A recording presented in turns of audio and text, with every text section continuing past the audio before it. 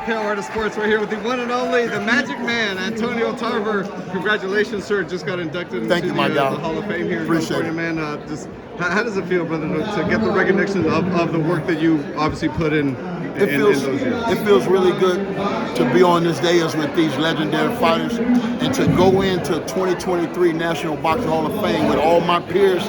It's a great feeling, man. It's full circle. You know, it makes me feel like, you know, my career was appreciated by the people that, you know, care the most, the fans. When in your career did you start thinking, I don't know, was there a point in your career where you started thinking, I'm doing Hall of Fame stuff here? I didn't really know no difference, bro. I just followed my dream. I just went for it, and I knew I was training to win every fight. You know, I put my best foot forward. You know what I mean? I did have an unbelievable amount of belief in myself and what I was doing. So I never doubted myself, man. I always believed in my ability. I felt like if I can train and prepare, that I can prepare to beat anybody. And, you know, that proved well. That showed that it proved true.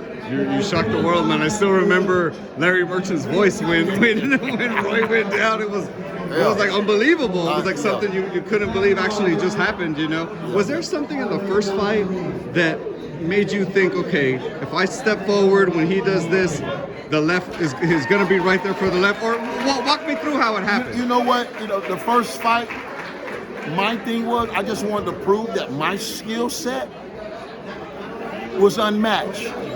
You understand? Say what you will, bro. That was a technical, scientific fight. Skill versus with everything was in the first fight, but I got robbed. You feel me? I got robbed. If you score in boxing, you know, how they score in boxing, there's no way that fight goes that way. You know what I mean? I'm coming in, even though he was the superstar, I'm coming in unified champion. So I felt like something was stolen from me that night. And I knew I couldn't let it go to the judges' cards the second time around. So that's why there was no excuses. And I rolled the dice. I bet on myself, bro, because I believe I did the work. And I think we showed what it was all about. But, you know, looking back on it, bro, it's bittersweet. It's bittersweet. Because I believe my life and my career changed that night. You feel me? Sometimes I think that victory was the worst thing ever happened to me, bro. When I look at how I was, you know, done dirty, bro, on every level of the game. But when I come around my fans and I get this type of love, bro, it never transferred to the business of boxing, but that's okay. Because I want to just ask my fans or all the fans out there, if they ever met me, how did I make them feel? And that's how I want to be remembered. Politics aside. The people's champion. The people's champion, bro. The people's champion. Quickly, sir, Gervonta Davis KO'd Ryan Garcia last night. What did you think of the performance? Just like I thought it would go. You know, I thought Ryan would be dangerous early, but he wasn't. You know, I knew if it got out of the fourth or fifth round, it was all Tank Davis. So, Tarver's tape, bro. Listen to Tarver's tape. If you want a real inside scoop to the game, listen to me, bro. I know this shit like the back of my hand. Who's Gervonta's biggest threat at this point? Obviously, Haney is facing Loma, so maybe the winner of that. I love the lightweight division. Right now, it's the hottest division in boxing. And, you know, Tank can pretty much write his own ticket, but he's going to have to face them boys. He's going to have to face them boys, man. If he can come out and be the last man standing, with that type of talent around the light heavyweight division, the lightweight division, we could be looking at one of the biggest stars boxing has ever seen. Gervonta Tank Davis, baby. As one of the greatest southpaws of all time, man, I gotta ask, we might be getting Spence Crawford right. We've all heard that before, but that's the fight I want to see. Right. That's the fight I want to see. Is there anything that is effective against another southpaw, right? You know how like left hand, right hand always the straights. Yeah, they know. You know, the left hand is right there. Still, on both of them. So you know the power punch is set. You ain't gonna have to be the angling and all that. You ain't gonna have to play the footwork with it. You know, nah. Line up. Make sure your head is on a swivel. You feel me? And you better look out, boy, because them boys gonna be punching, man. I think that this fight, it's not gonna be like the technical, scientific fight we had last night. Them boys like they was knife fighting. You feel me? Neither one wanted to make that first mistake, man. But I think they're gonna risk a little bit in the Spence Crawford fight because so much is at stake.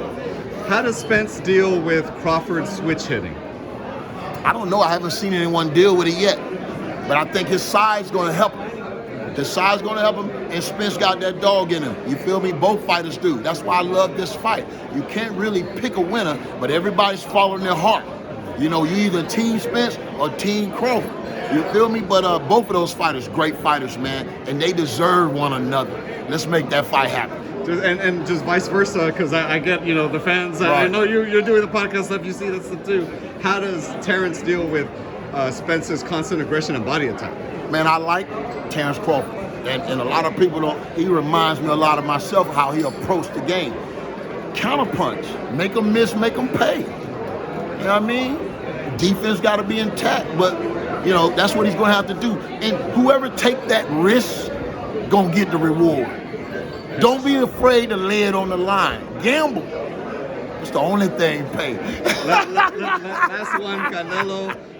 Jules, man, Jules. Right. So I gotta keep hitting you with him. Canelo versus Bivol. He wants the rematch. Obviously, given a victory in a couple of weeks here against Ryder. Is that the right call for Canelo? I didn't think it was the right call the first time, and I don't know why everyone is so persistent on the rematch, bruh. You got outclassed. You got beat handily. Move on. You can't beat the man. Move on, bruh. And last one, if Canelo does what you say, right, and doesn't go to Bivol. Get one of them guys you've been ducking. Get one of them guys you've been ducking a shot. Who are their names? Benavidez. You feel me? I like to see Boo Boo in there. I like to see any of the Charlo brother. Yeah. If Canelo, if you still the pound for pound king that you say you are, you got to fight the best. No exception. No exceptions. One of the best interviews pound for pound right there. Tarver, tell them I can follow you and what you're up to, brother. Antonio Tarver on all social media platforms. Tarver Promotion, Tampa, Florida. If you're a free agent, you ain't got no contract, come join the team, baby. Magic Man. Come join the team. Thank you, sir.